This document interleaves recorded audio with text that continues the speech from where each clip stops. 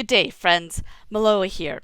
Today I am so excited to share with you all of the information that we have gathered thus far about the new delving missions. Let's go!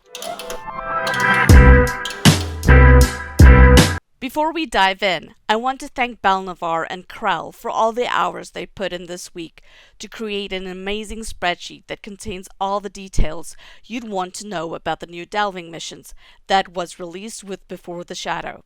All of the information was gathered with Belnavar on his Cappy tank and Crell on his RK. Belnavar has a Twitch stream where he will be sharing some of his thoughts and gameplay throughout the delving missions, so if you want even more detailed information, consider checking out his Twitch stream. The link will be posted in the description below. If you want to support all of Belnavar's efforts, then consider supporting Belnavar's Extra Life project with Standing Stones Games. Together they are raising money to support the Children's Miracle Network hospitals. The money goes directly to support a child in hospital. From our research, there seems to be 3 separate days of quests to complete. The delving quests are currently only part of the 2 new regions, Swanfleet and Cardolan, released with the Before the Shadow expansion. The mission givers are spread throughout the map and can be found in 7 different locations. In the Before the Shadows tabs, we found information for each new quest, the location of where the quest can be picked up, the difficult level T on a tier 10 for Belnavar on his Cappy and Crell on his RK. We do recognize that this might vary depending upon your duo composition. Then we have the difficulty on tier 10 solo. This one is still being worked on. It should be noted that doing T10 solo can be extremely challenging, and so we're going through them to try and find which ones are soloable and which ones are not. The duration is how long it took this duo to complete the mission: quick, long, medium, and so on. Next is the mob type, so that you will know what kind of mobs to expect, and then details to discuss what type of mobs and how many of each mobs, and any other notable information that you need to know in order to be successful in this. They also provide some advice that will give you clear directions on how to accomplish the duo missions in case you get stuck. Then bugs. There are some known bugs that have been reported to SSG that you may want to be aware of before you start. And lastly, I should point out that some of the missions will unlock further missions that you can see in the other column.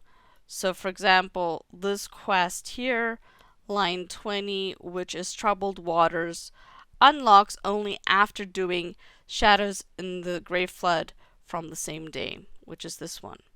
So the bold ones are ones that will unlock further ones, and the italic ones are ones that are dependent upon previously unlocked quests. On the Delving Variants tab, you will find some of the information that has been gathered about the Delving Variants. Although this tab is still under development, we have determined a couple of things that would be noteworthy for Tier 10 missions. There seems to be 3 variants that make up the menace that spreads throughout Tier 10 missions. For example, Variant A, you have Sauron's Defense 2, which is Corruption.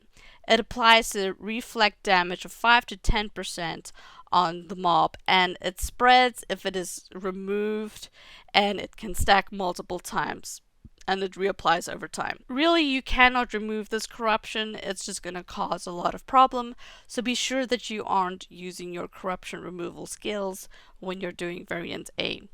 The other thing is that the mob will spawn a death. There's a death trigger, and it will spawn an archer, a grodbog, spider, sicklefly, or white, and then when those die, it'll spawn a second mob, which can be a disembodied hand, a rat, white of despair, swarm, maggots. So the second group that are summoned spawned aren't as deadly as the first one, but there will be 2 spawn of ads for every target that is in the instance. For your own link to this view-only spreadsheet, please be sure to check out the link in the descriptions below. The last tab of interest is the delving drops. Here is a list of what items drop and the percentage drop rate that has been experienced on T10. These are the items that come from the delving box that you will receive upon successfully completing the tier 10. Please be aware that you must open your delving missions box in 1 hour upon receiving it, or it will be automatically destroyed. The more notable items are the incomparable teal armor pieces. These are the same items that you can barter for at the quartermaster.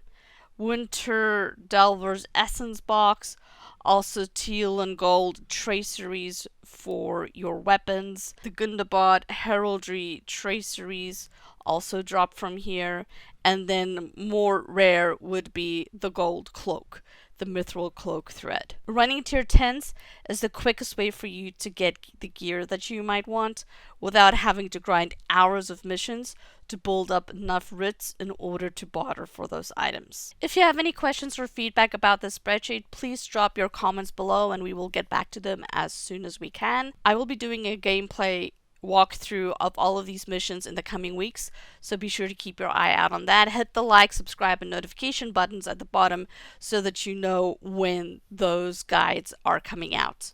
If you want more information on how the Delving Stone system works, then go check out my next video, Tips on the New Delving System.